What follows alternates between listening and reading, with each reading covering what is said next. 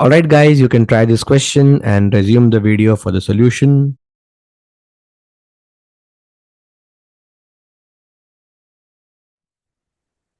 So the situation would look something like this guys. We have a trapezium, and that trapezium is the base of a vertical pillar with uniform cross section. Okay, the parallel sides are 10 and 12.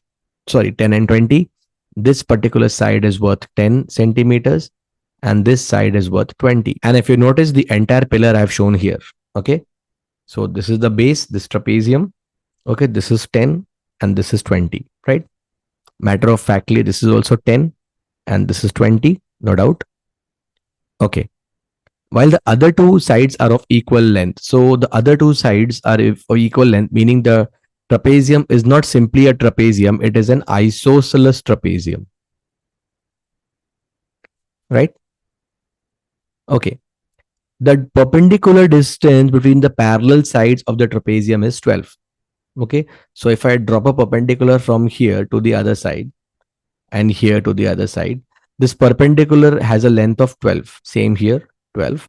If the height of the pillar is 20 centimeters, meaning this particular height is 20 centimeters, then the total area in square centimeters of all six surfaces of the pillar is. What we are trying to figure out is, we are trying to figure out the length of these oblique sides, these two equal oblique sides of the isosceles trapezium. Once we get this, our case is sorted. So let's see how we do this. If this is 10, guys, you can observe now this entire A, B, C, D will be a rectangle, right? This entire thing A, B, C, D is a rectangle.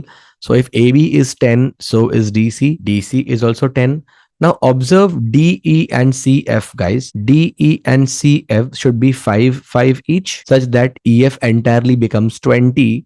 And by symmetry, ED and CF are obviously equal. So each is 5. Now in any of these two triangles, AED and BFC, we can apply Pythagorean triplets. This is the 5, 12, 13 Pythagorean triplet, 5, 12, 13. So we have got AE is equal to BF is equal to 13. Let's do the same thing here in the base. This is 13 and this is also 13. Same here. This is 13 and this is 13. Now this entire thing, this entire pillar resembles a prism, right? Prism having the base of a trapezium. So the total area of all the six surfaces is basically twice this base area, okay, plus the area of this front rectangle having a length 20 and the breadth 20. The area of the front rectangle is 20 into 20, plus towards the side we have two rectangles having length 13 and the breadth 20. This is one rectangle, the other one here, this side, right? These two rectangles outside. So twice of 13 into 20. And I have one rectangle behind having the length 10 or the breadth 10 and the length as 20. So this area is 10 into 20, right? This entire thing is my area. Now, the base area is the area of an isosceles trapezium. For that matter, it's a trapezium having area half into sum of the parallel sides multiplied by height. So this is gone. 6 into 30 is 180. So twice of 180 plus this is 400 plus this is 520 plus this is 200. Okay. Now this thing becomes 360 and then we have 600 and 520. So 1120 plus 360 is 1480. And that is clearly my option C.